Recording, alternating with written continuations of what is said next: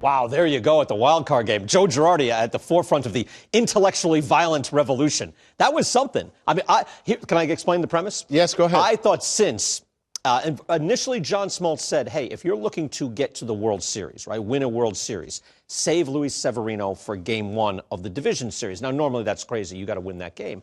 Your bullpen seemed to me to be so deep. You could make a case, and I think somebody will do this eventually, and I know in the real world it's difficult for you. I think you can make a case that, right, start with Chad Green, go through your bullpen. That would be bad news for the Twins. Any possibility of even that thought or that happening? I think you can definitely make that case. However, it's a case study. It's not in real time. It's not in real life. So one of the things that I think is really important, and you hear a lot of very successful coaches talk about managers, head football coaches, basketball coaches, is in the big game, you want to keep things as normal as possible. Mm-hmm. So now all of a sudden I start a guy that hasn't been starting all year, started a few games in the minor leagues, and asking him to do something that he hasn't done, and asking some of the other relievers to be prepared, and then maybe you only get 6 innings out of them, and then you ask Severino to come in the end. He hasn't done that. In theory, I think it's great, but players and people are creatures of habit, and I think if you get them out of what they're used to doing, I think you can really mess it up, and they might think that you're panicking. Right. I hear you on that. Now, as it turns out, you had to hit the panic button. Right. You had to go out there. What were your thoughts? Like how you seemed to be pretty ready to make your moves. Like Chad Green was in the first inning. You had him a certain period of time, and then you went through your bullpen. Like how were you prepared to do that? I knew how many innings we had out of our bullpen. I mean, that's what I knew. I knew that we had probably 7, 8, 9 innings out of our bullpen, and I could do that. So when I noticed Severino gave up that home run to start the game, and then he couldn't seem to locate the ball, I knew that I had to make a change quickly. And I knew that Chad Green could warm up quickly, and that's why I went to Chad so early, because Sevy just didn't have it. He wasn't getting the ball down. And when Sevy's throwing the ball well, he's able to locate down and away to right-handers, and he wasn't able to do that, and I knew he was in trouble. Do you think we get to a point where there is a wild card game where a team that maybe is uniquely situated for it gets to it and says, hey, you know what, we're going the whole bullpen. We just got to win this game. We'll worry about the division series. I think it's possible, but the chances are, if you make the playoff, you have some pretty good starters. And again, to me, you're not going to ask people to do something they're not used to doing, because I think that you send the wrong message in the clubhouse. All right. Could you get to a point where we see either bullpenning or maybe what we saw with the Astros, which is tandem starting? Maybe your pitcher 1, 2, and 3. But everybody has a 4th and a 5th guy, right? And a lot of those guys are not great. What if you did tandem starting? Did we learn anything from the Astros last year, the way they did it? Well, I think that's kind of what we were doing. Chad Green was a starter. And this was, we felt, the best way to use him, to let him warm up out of the bullpen and to kind of get his feet wet in the bullpen and maybe eventually become a starter. But, no, I think that's definitely a possibility, because usually if you're a team that makes the playoffs too, you have at least 4 good starters and maybe 5, and you're only going to go with 4 in the playoffs.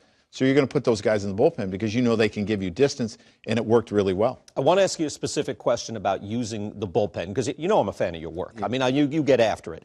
But I did wonder about when you had Miller, Betances, and Chapman, especially with Aroldis Chapman coming off the suspension, because I realized, hey, I'm the lead guy, I've got to be the closer and all that. But he kind of didn't have that high ground going in, and yet you kind of went, as we see here, 7th, 8th, and 9th with these 3 guys. How much do you think about what could be done and what the options were with those 3 excellent arms? Well, I knew with that core of players that I could use them in a lot of different ways depending on who was, ready to go that night or not that night. We wanted to keep it as normal as possible because that's what they were used to. And again, I'm telling you, players are creatures of habit, and I don't think you ask them to expand their roles until you really need them to, or the team needs them to.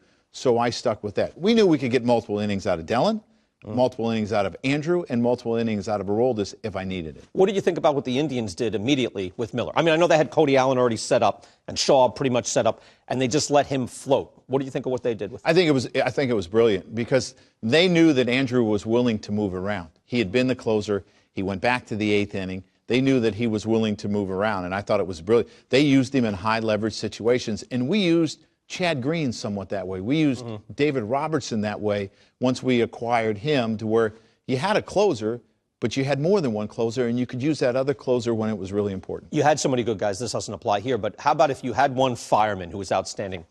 Would you consider using him 1970 style, meaning maybe, hey, it's the 7th inning, bases loaded, go get me Chapman now, or whoever your relief ace is?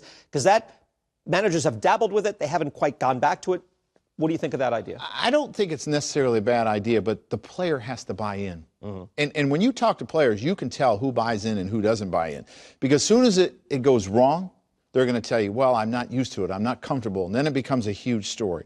So if the player, comes out and says, I want to do this, or when you talk to him, he comes out and says, I want to do this, then you're in a different ballpark. What is the biggest challenge with dealing with the baseball ops people? I know you're a large department when you're managing the Yankees, and then giving something manageable that the players can use for success. What's the challenge there? I think that the only really challenge is understanding who can decipher the information and not overthink it, where it doesn't start to paralyze them. I think that's, for me, the more information you give me, the better. I want all the information that you can give me. And it's the players. They have to be willing to try to understand who they are, and we have to figure out who they are and who can handle it. What's the percentage that wants everything, and then some that say just keep it away from me? There's not a whole lot that just say keep it away from me. There really isn't. I think players are starting to buy in more and more as time goes on. As far as taking everything, they don't have enough time in the day.